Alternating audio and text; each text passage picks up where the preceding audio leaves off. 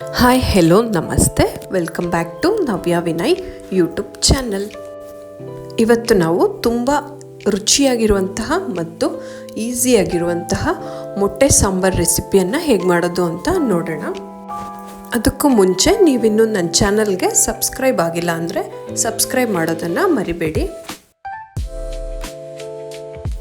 ಮೊದಲಿಗೆ ನಾನಿಲ್ಲಿ 7 ಮೊಟ್ಟೆಗಳನ್ನು ತಗೊಳ್ತಾ ಇದ್ದೀನಿ ಮತ್ತು 1 ರಿಂದ 2 ಬೆಳ್ಳುಳ್ಳಿ ಮತ್ತು ಅರ್ಧ ಇಂಚಷ್ಟು ಶುಂಠಿ, ಸ್ವಲ್ಪ ಕೊತ್ತಂಬರಿ ಸೊಪ್ಪು, 2 ಈರುಳ್ಳಿ, 1 ಟೊಮ್ಯಾಟೋವನ್ನು ತಗೊಂಡಿದ್ದೀನಿ.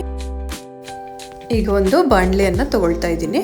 ಅದಕ್ಕೆ ಕಟ್ ಮಾಡಿರುವಂತಹ ಅರ್ಧ ಟೊಮ್ಯಾಟೊ, ಕಟ್ ಮಾಡಿರುವ 1.5 ಅಷ್ಟು ಈರುಳ್ಳಿ ಮತ್ತು ಶುಂಠಿ, ಬೆಳ್ಳುಳ್ಳಿ ಹಾಕಿ ಹುರ್ಕೊಳ್ಳೋಣ. ಈಗ ಈ ರೀತಿ ಹುರಿದು ಮಾಡೋದ್ರಿಂದ ಸಾಂಬಾರ್ ಟೇಸ್ಟ್ ಮಾತ್ರ ತುಂಬ ಸೂಪರಾಗಿರುತ್ತೆ.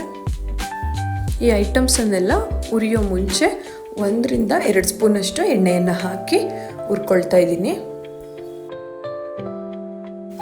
ಇಲ್ಲಿ ಈರುಳ್ಳಿ ಎಲ್ಲ ಏನಿದೆ ಇದೆಲ್ಲ ಚೆನ್ನಾಗಿ ಗೋಲ್ಡನ್ ಬ್ರೌನ್ ಬರೋವರೆಗೂ ಹುರ್ಕೊಳ್ತಾ ಇದ್ದೀನಿ.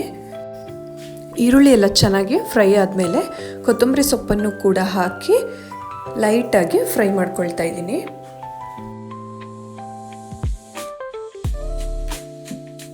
ಈರುಳ್ಳಿ ಟೊಮ್ಯಾಟೊ ಎಲ್ಲ ಹುರಿದು ರೆಡಿಯಾಗಿದೆ. ಇದನ್ನು ಸ್ವಲ್ಪ ತಣ್ಣಗಾದ್ಮೇಲೆ ರುಬ್ಕೋಬೇಕು. ಈಗ ನಾನು ಒಂದು ಜಾರ್ಗೆ 1 ಕಪ್ಪಷ್ಟು ಕಾಯಿ ತುರಿಯನ್ನು ಹಾಕ್ಕೊಂಡಿದ್ದೀನಿ.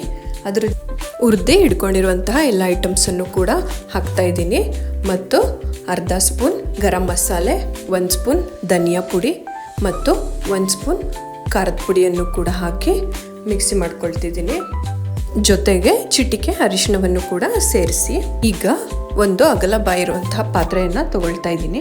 ಅದಕ್ಕೆ ಒಗ್ಗರಣೆಗೆ 1 ರಿಂದ 2 ಸ್ಪೂನಷ್ಟು ಎಣ್ಣೆಯನ್ನು ಹಾಕಿದ್ದೀನಿ. ಎಣ್ಣೆ ಕಾದ ನಂತರ ಕಟ್ ಮಾಡಿ ಇಟ್ಕೊಂಡಿರುವಂತಹ ಈರುಳ್ಳಿಯನ್ನು ಹಾಕಿ ಚೆನ್ನಾಗಿ ಫ್ರೈ ಮಾಡ್ಕೊಳ್ತಾ ಇದ್ದೀನಿ.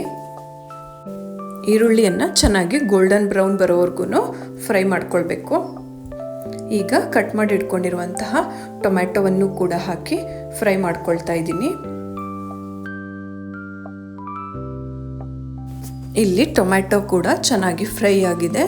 ಈಗ ರುಬ್ಬಿಡ್ಕೊಂಡಿರುವಂತಹ ಮಸಾಲೆಯನ್ನು ಕೂಡ ಹಾಕಿ ಹಸಿ ವಾಸನೆ ಎಲ್ಲ ಹೋಗೋವರೆಗೂ ಹುರ್ಕೊಳ್ತಾ ಇದ್ದೀನಿ. ಈಗ ನಾನು ನೀರನ್ನು ಸೇರಿಸ್ಕೊಳ್ತಾ ಇದ್ದೀನಿ. ಇಲ್ಲಿ ನೀವು ಕನ್ಸಿಸ್ಟೆನ್ಸಿಯನ್ನು ನೋಡಿ ನೀರನ್ನು ಆ್ಯಡ್ ಮಾಡ್ಕೊಳ್ಬೇಕಾಗುತ್ತೆ. ನಿಮಗೆ ಗ್ರೇವಿ ಗಟ್ಟಿ ಇರಬೇಕು ಅಂದರೆ ಸ್ವಲ್ಪ ನೀರನ್ನು ಆ್ಯಡ್ ಮಾಡಿಕೊಂಡ್ರೆ ಸಾಕು. ಇದು ಸಾಂಬಾರು ರೀತಿ ಇರಬೇಕು ಅಂದರೆ ಸ್ವಲ್ಪ ನೀರನ್ನು ಜಾಸ್ತಿ ಹಾಕಬೇಕು. ರುಚಿಗೆ ತಕ್ಕಷ್ಟು ಉಪ್ಪನ್ನು ಸೇರಿಸಿದ್ದೀನಿ. ಇಲ್ಲಿ ನೋಡಿ ಸಾಂಬಾರೀಗ ಕುದಿ ಬರ್ತಾ ಇದೆ. ಇದೆಲ್ಲ ಚೆನ್ನಾಗಿ ಕುದಿಬೇಕು, ನೊರೆ ಎಲ್ಲ ಕ್ಲಿಯರ್ ಆಗಬೇಕು. ಇಲ್ಲಿ ನೋಡಿ ನೊರೆ ಎಲ್ಲ ಕ್ಲಿಯರ್ ಆಗಿದೆ. ಈಗ ನಾನು ಲೋ ಫ್ಲೇಮಲ್ಲಿ ಇಟ್ಟು ಮೊಟ್ಟೆಗಳನ್ನೆಲ್ಲ ಒಂದೊಂದಾಗೆ ಹೊಡೆದು ಎಲ್ಲ ಕಡೆ ಹಾಕ್ತಾ ಇದ್ದೀನಿ.